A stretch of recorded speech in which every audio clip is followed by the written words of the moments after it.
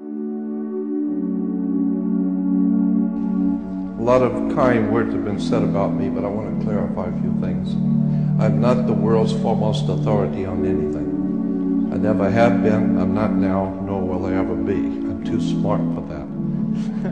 You may be a wonderful person, you may be very sincere, you may have done wonderful things, you break the law, and what goes around comes around.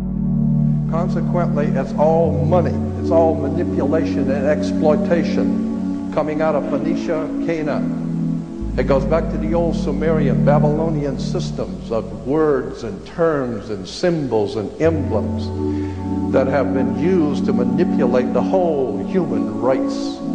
Because our masters don't give a damn about you or your family or your destiny with God. All they care about is what they have always cared about, and that's controlling the whole damn world. The church in America, unfortunately in the rest of the world, is organized crime. At its highest levels, it is high politics, major money.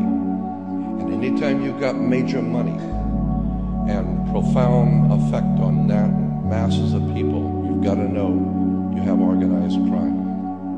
To help me, and this one teacher said that if you can tell an audience something about God so that the whole audience can understand it, then that will prove conclusively that you don't know anything. Because any pea-sized, ignorant, ill-informed, unread brain like yours cannot represent the divine presence in the universe. We do not know the hand of God. I'm ashamed of this country, and I'm ashamed of the people who call themselves Americans, who drive around with a damn silly-ass flag on their car and not even realize that's not an American flag. You can bet your bottom dollar that the religious institutions of this world are at the bottom of the dirt. The religious institutions in this world are put there by the same people who gave you your government, your corrupt education. The Knights Templars who set up your international banking cartels in the 12th, 13th, and 14th century are the same people that gave you educational institutions, colleges. And consequently, the world is filled with violence, bloodshed, or disorder.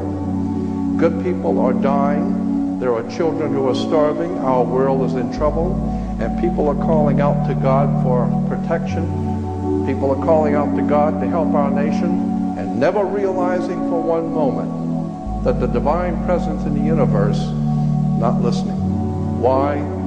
Because you have your own concepts of whatever you think is true, whatever you believe to be true, but you have never confronted the real truth.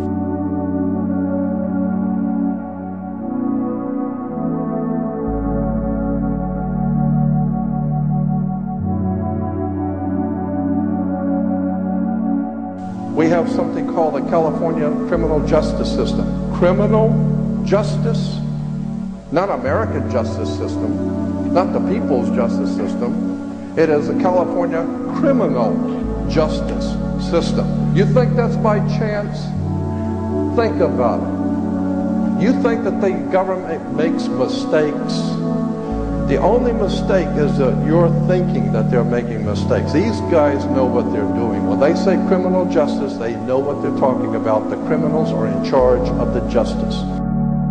So consequently, when you go to church, just remember, it goes back to Mother Circe in Greece. Circe, if you go back to the library and get some books on Greek mythology, it will tell you that her name gives birth to what we call the church today. And Mother Circe was able to hypnotize people and bring them into her home, hypnotize them, and so that they would lose their mind and become animals, and then she would feed off of them, eat them and feed off of them. That's Greek mythology, Mother Circe. So consequently, Mother Church has done just that. She has hypnotized people, brought people into her house, and consequently lives off of them. One of the most important financial institutions in the world is the Roman Catholic Church, and all the other churches like the Mormons and Seventh-day Adventists and Christadelphians and Jehovah's Witnesses are trying to catch up with. when you see someone making a speech in that room, look on both sides of the podium. Don't look at the person talking. Look at the symbols. For many will look with their eyes but not see, and will listen with their ears but not hear, and with the heart not get the sense of it. You need to open your eyes and look at the symbols on both sides of the podium, which is about an 8 or 9 foot high fascia, called a fascia, a bundle of sticks with a hatchet head, the symbol of royal power in Rome.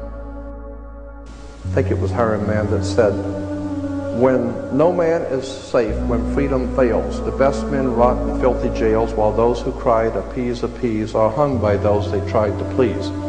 Meaning that there can never be a common cause with darkness. There's no place for light dealing with darkness. You have to know the truth and seek the truth, and the truth will set you free. That's an old adage, but it's true. The more you educate yourself, the more you understand where things come from, the more obvious things become, and you begin to see lies everywhere. And now you're in tune with God, and now you can begin to see where things have come from and where they're going. In a law dictionary, you talk about being human. You know, well, I have human rights, the Human Rights Commission. You know what the word human means in a law dictionary? Hue is a word for color.